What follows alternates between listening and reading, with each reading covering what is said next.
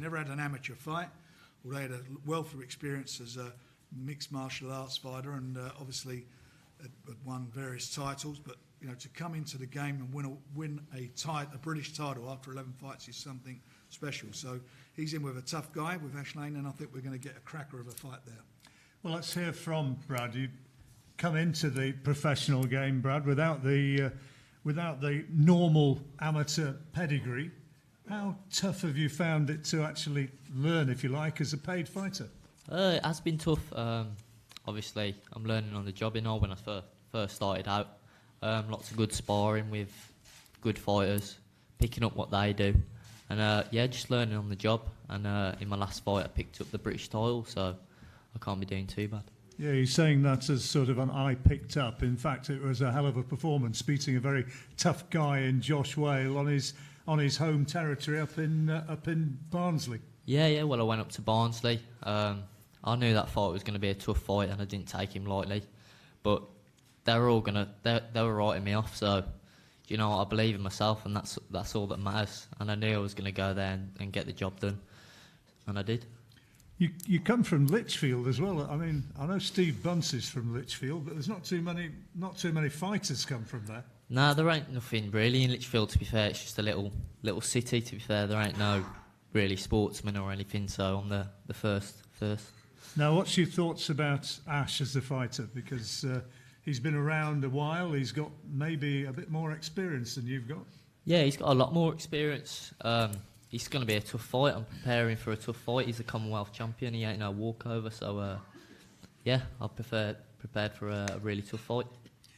Well, let's hear from Ash. What's your thoughts about Brad as a boxer? I think you were pretty impressed with his performance last time out. I watched him against Josh Whale. Saw his fight against Leon Gower, I think it was. And, they're two very good performances. So, how do you cope with that? I mean, obviously, he's a taller guy. He's got the maybe speed on his side, has he? How do you see the fight? No, he ain't got speed on his side at all. You know what I mean? But back against the old me, yes. But the new me, no. I last 7 fights, I've turned my career around from the ups and downs I've had before. And my experience and everything I've learned from the last 2 years will, give me strength in that win. You say you've turned your career around. What's been the key? Has it been because you were Northampton based originally, weren't you? Now you're based down in Bristol with the Sanagars. Is that move which has been the key? There've been a lot of things in the background which have been the key in turning my career around, turning my life around, to be honest. Like I say, a lot of things personally. I'm not really going to go into detail. Fair enough. But sparring down there with the likes of Lee Selby and Lee Haskins must have helped. Yeah, definitely. I spar with Lee Haskins on a regular basis. Lee Selby, Andrew Selby. Now there's very, very, very high level of sparring for me. I travel around. I don't stay in one place. I'm always learning and I'm always improving. So what makes you convinced you can beat Brad? He's got 2 arms, 2 legs and 1 head. Why not? And so far as you're concerned, what makes you sure you can beat Ash? I just believe it's my time. I'm a happy Brad, and when there's a happy Brad, I perform better. A happy Brad? Is he going to be happy on Saturday? Good fight, though, I will Frank. be when I win. Good fight. It's a cracker. It's one of those little gems of British boxing. It's competitive, and the two guys, they ain't going to give an inch. They're just going to be standing there and toe-to-toe, and the best man will win on the night. Now, we seem to have been speaking to Joe Joyce quite a lot in recent weeks since you've signed or done the promotional agreement with Ringstar and with Richard Schaefer, and a big test in every sense of the word against Alexander Ustinov. He's a big man. He's a big man, and I know him very well. He's been over here a few times. He sparred with Tyson before a couple of fights that Tyson had. I'm sure he's sparred actually Joshua and so forth. But you know, this is a tough fight. At the end of the day, don't know what way you want to look at it. I know people keep saying, you know, with Joe that you know, he won the silver in the Olympics. He's got a wealth of amateur experience. He's still only had 8 fights as a pro, and this is a big step up for him. And it's Alexander's 38th fight. His last 2 fights might have wound up in defeats, but one was for the WBA title, Manuel Shah, and then against Michael Hunter. Good fight. It's a big step up for him. It is a step up, and but the one thing when we had our negotiations with Richard Shafat and with Sam and the rest of the team, Adam, was that, and Joe, specifically from Joe's mouth, is I don't want to be messed around. I don't want to be marking time fights. Foot down on the gas. I just want to get there as soon as and as quickly as possible. So he's got a tough fight in his hands. You know, this is no given for him at all. Well, he's 6'7". Joe, I think you're 6'5.5", 6'6". Yeah, roughly 6'6". If you round it up, yeah. So there's some big guys up there on Saturday. You fit and raring to go. Yeah, I'm good to go. You know, training and preparation's gone really well with Adam Booth and the team, and you know, fighting fit and ready to go for Saturday night. How much has Adam added to you, Joe, since you've been working with him? Is it you know, he's noted as a guy who is good on improving your defence. Is that what you've been looking at? Greater lateral movement, that sort of thing? Yeah, and you're obviously not getting hit, a lot of, getting your head offline after you've thrown the shots, and also a lot of it is generated from the legs. So, you know, we've been doing training and that, incorporating that kind of stuff. 8 wins, 8 knockouts. You going looking for another? Yeah, 9 wins, 9 knockouts. You'd be doing it'd be an achievement if you were to do so. This guy is tough, to put it mildly.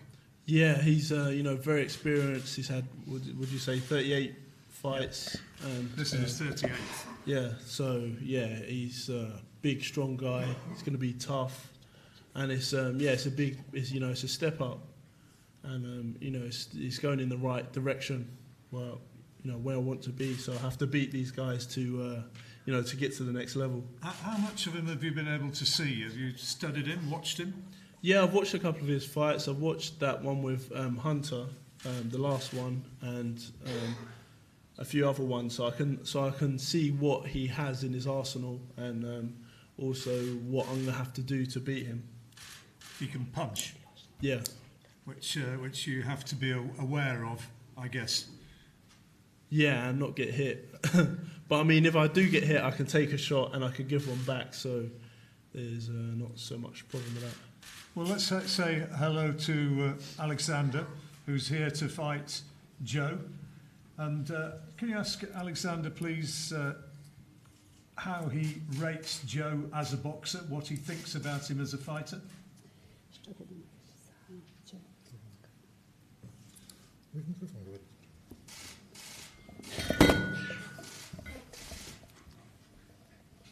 Я могу сказать, что мы, все спортсмены, которые дошли до высокого уровня, были на его месте. Все с чего-то начинали. He's thinking that he and all the boxers thinking, all of them being in position of Joe, and they know it's very hard fight to get in a big step of the boxing, but he knows he's prepared to win with Joe. Он хороший спортсмен и He's very good boxer. He know him. He always. Послезавтра покажем хороший бокс. В Англии любят бокс. On Saturday, we will see who is the stronger boxer in England, and he's prepared for the box on Saturday. Do you think, or does Alexander think that Joe might have underestimated him?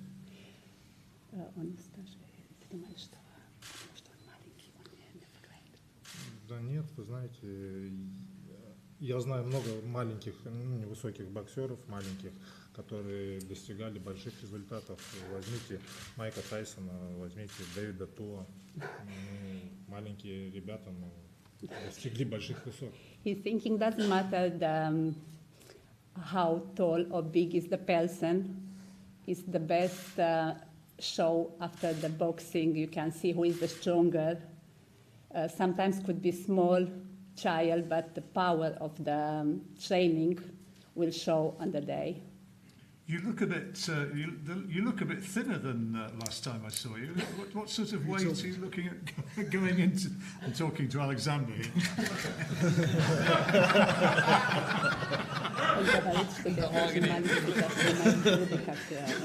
Good job. I was in the sun yesterday. I was blushing. Еще раз. Он говорит, что ты больной большой, когда что с тобой стало, что ты маленький. Я маленький стал. He's thinking he's not, he's the same as been before. He's not feeling any changes. Joe says that he's going to be looking to knock you out. What's the reaction to that? Joe, на тебя, что он говорит это, что ты думаешь за это? Каждый сидящий здесь спортсмен приезжает за победой. И я приехал за победой, он приехал. Все выходящие в ринг люди приезжают только за победой. А кто победит, мы об этом узнаем в субботу.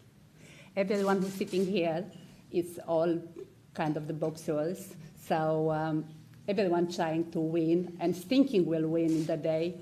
But he's thinking the best result will be on Saturday, and we will see who will win. Okay, well, we look forward to that one. And Frank, it's a great opportunity for Joe kind of to make a statement. It is, and I know, having spoken to him quite a bit about it, and he's out to make a statement. And if he comes through this, we've got a big show on the 13th of July at the O2 in London, which will be a heavyweight night, which obviously features Daniel Dubois against Nathan Gorman for the vacant British title. You know, Joe on that card, providing he comes through, is going to be a massive night, but he can't afford to slip up. No. He cannot afford to slip up, and as I say, I think it's going to be a tough fight for him. Well, let's move on to the main event. We've already said a word or two in setting this up. Stage is yours, Bill. How are you feeling? Yeah, very good. Just want to thank everybody first of all for coming out, and Frank Warren and my management team and BT for making this happen. But it's been a long time coming. You know, like Frank said earlier on, I had a terrible 2018. I feel that my title was robbed off me, not beaten off me by a better man or someone I could shake hands on the night and say was the better person. But you know, we're here today. I'm fighting for the super-middleweight title. When this fight was first made, I jumped at the chance with Frank to sign the deal. I was a bit gutted when I heard it wasn't for it, but Frank and the team were saying, listen, like, stick with it, it will be. It's just been a miscommunication here somewhere.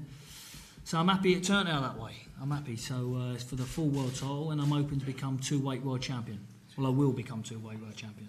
I think it's worth underlining that the fight which was to have taken place, you defending your world title, that didn't happen because the local commission said, no way, we're not going to licence it. But it wasn't a case of you being banned. You were vacated, and then the British board, having looked at the circumstances of it, decided that there was not a case to answer insofar as being banned was concerned. Yeah, I mean, look, see, sadly, when you go to these other promotions and stuff, you don't get fairly treated, shall I say. But to say the least, obviously, I've got a law case on it now, and that'll be all sorted.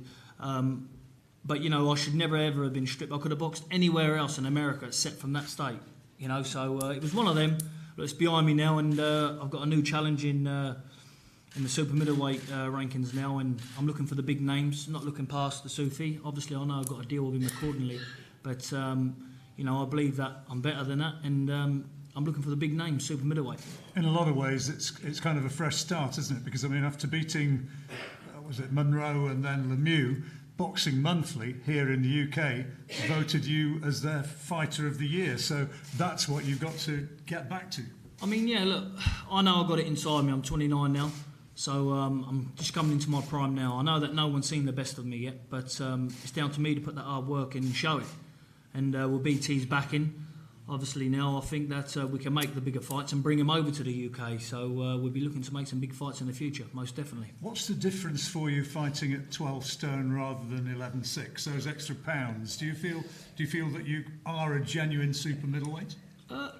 People look at me and say I'm a small super middleweight, but we see when I'm in front of them on the night. You know, it's one of them. I've been sparring cruiserweights ever since I've been, ever since I turned pro. So I'm used to that, the physical side of it.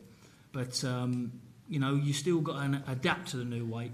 But it just means that I'm not got to bar myself down that little bit extra more. It means I can, just not relax, but. You still got to be professional when you're making the weight. I've got a dietitian and a nutritionist in Dave Stash, who's here now, and the weight's going lovely at the minute. So just got to put on the performance. It's all right looking good, punching the pads and everything, but he's a tough fighter coming. A lot of people saying and writing him off, saying, "Oh, it's 100% win," but no fight's 100% win. He's fighting for the super middleweight title as well, and he's number one in this WBO rankings. And I think people need to realise that and realise it's not just a 1 or 2 round knockover job. He's coming to win, so I've got to make sure to be on my game and be on my A game and put send out an example to the other super middleweights. Yeah. I mean, you know probably as well as anybody just how much he has to achieve here potentially. I mean, if he goes and beats you, it's a life changer.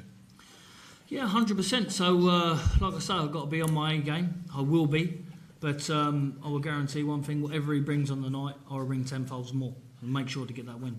Just tell us how you look at him as a fighter and what you see as his strengths, because he's been in against cruiserweights, against light heavyweights, and comes into this on the back of 10 straight wins. Well, I'm coming on the back of 27 straight wins. So, I look at it as no other opponent. I train hard.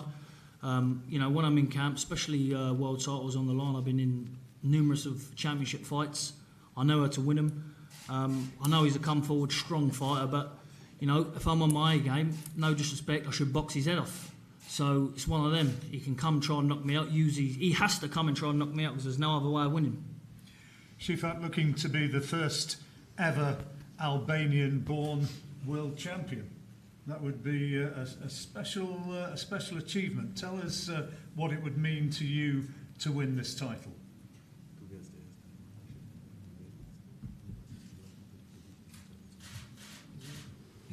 Erstmal, ich kämpfe für mich selber, dass ich den Gürtel gewinnen kann, weil ich habe so viel gearbeitet für diese Chance zu bekommen, für Weltmeister zu boxen, und natürlich das gebe ich alles erstmal für mich, den Gürtel zu gewinnen, und dann für meine ganzen Fans, Deutsche oder Albaner, sind alles meine Fans, und natürlich ich freue mich auch, wenn ich erster albanischer Champion bin.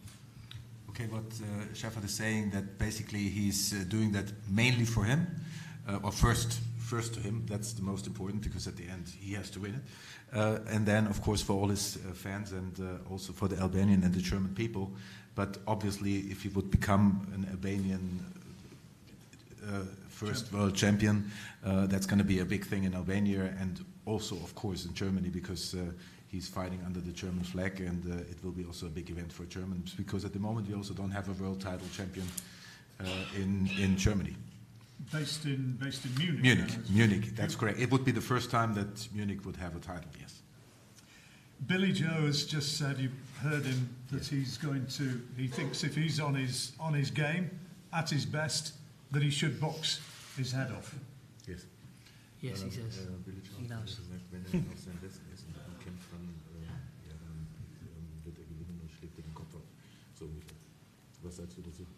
Also, er kann so gut drauf, wie er kann, aber ich bin auch gut drauf. Ich habe hier gekommen zum Gewinnen und gebe ich alles.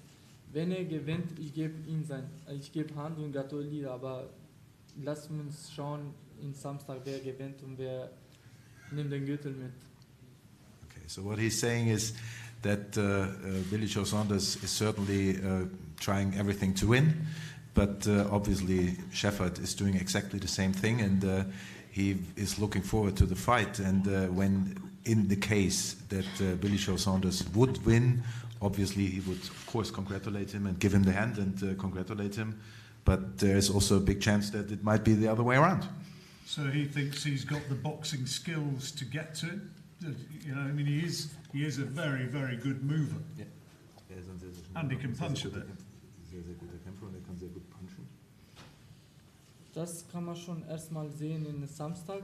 Er kann so viel bewegen und wie er kann, so schnell wie möglich. Aber in Boxen, wir wissen auch schon alle, dass ein Schlag entscheidet und alles. Auch wenn er 11 Runden vor mir ist, 12. Runde kann passieren, dass er K.O. geht und verliert den Kampf. Das lässt man sehen in Samstag, wie schnell er ist. Okay. He's certainly a very fast and quick and hard puncher. Shefat is also quite a good puncher in his own way, and it will be certainly a way to see if our strategy will come out. At the end, the fight is 12 rounds, and it can be one punch which makes the whole difference. So that's. And lastly, just tell us about the promise you made to your father before he died as when you were a young man. Yes. What was the promise that you made? How did that happen? Du hast verstanden, glaube ich, ne? Welches Versprechen hast du deinem Vater gegeben? Also mein Vater war großes Phantomboxer. Er hat mich sehr viel unterstützt und leider hat noch keinen Kampf gesehen von mir live. In Amateur habe ich geboxt, aber ich habe schon ihm versprochen, dass ich weiterkämpfe und dass bis Weltmeister komme. Und leider ist verstorben, er hat nicht einen Kampf von mir gesehen und er konnte nicht mehr weiter unterstützen, aber seine Worte habe ich immer im Kopf und das hat mich die ganze Zeit hinter mir und das mache ich für meinen Vater auch, dass ich den Gürtel gewinnen kann. Und das Erste, was ich mache, ich gehe direkt bei ihm und sage dass den Gürtel habe ich gewonnen. Okay. So basically his father died when he was a young man, as you said. John, the situation is that his father is always in his back head and he's always promoting him from above. He also has another promoter, unfortunately, which is also above, which is Rocky Chani, who died just recently in a car accident, and he was the trainer of Shefat Isufi before that.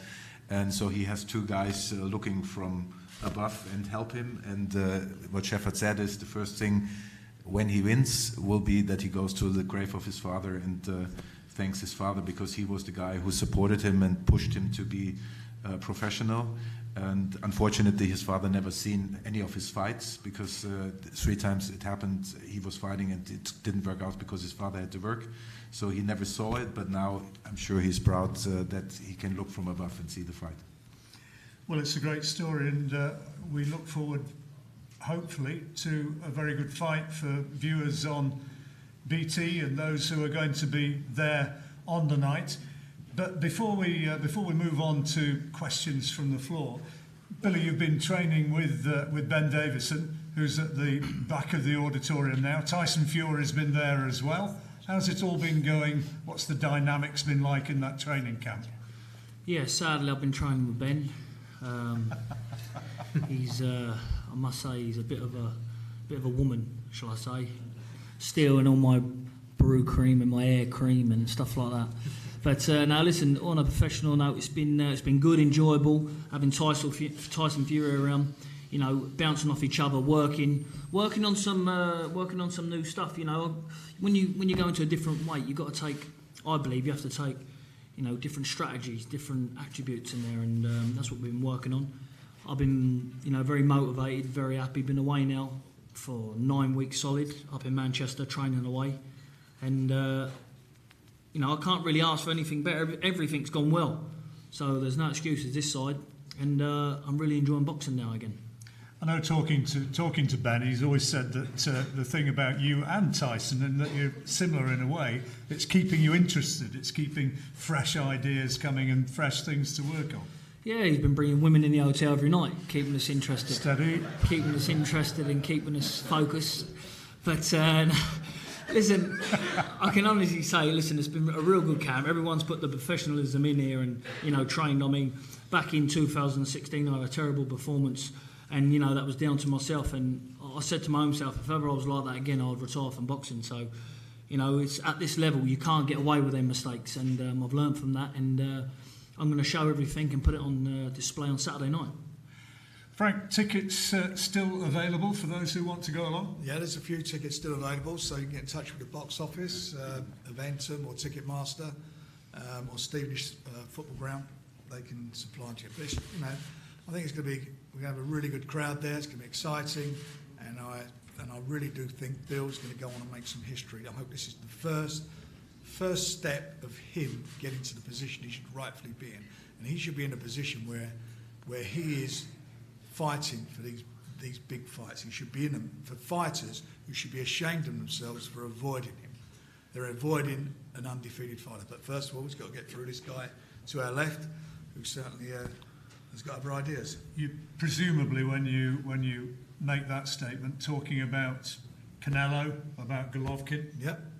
I've said it a million times, and we can prove it. We signed twice 2 contracts for Golovkin. They were sent over by K2, signed them twice, they never sent them back. They went in a different direction. Canelo, I know that his connections at that Lemieux fight, I said it at the time to Bill as he got out of the ring, I said, they just shook their head. I said, when are we going to do the fight? They did not want to know. And also, domestically, you look at Eubanks, before we get to him, Chris Eubanks Jr., he's got a loss on his record. He's got a big L on his record. When he looks at his record, it says loss to Billy Joe Saunders. He's never tried to put that right. That says a lot about him. And as you say, with Callum, I had conversations with Joe Gallagher a couple of weeks ago, and he said he'd be interested in that fight in a couple of fights' time. But we all know in a couple of fights' time he'll be fighting a light heavyweight. They don't want to fight Bill. They do not want to fight him. This guy, remember, he was the mandatory challenger before Bill decided to move up. He was the mandatory challenger to Ramirez. He's not fazed by it. He's here doing it, which says a lot more about him than it does about these other fighters.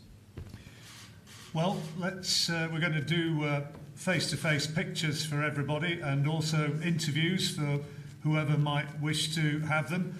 But before then, any questions from the floor, please, for any of the guys who are up here now?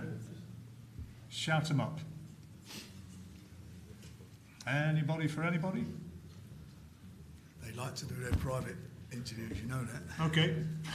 One-on-one interviews it is right the way through. Thank you very much, and they'll be here for you, and we'll do the pictures next. Thank you very much.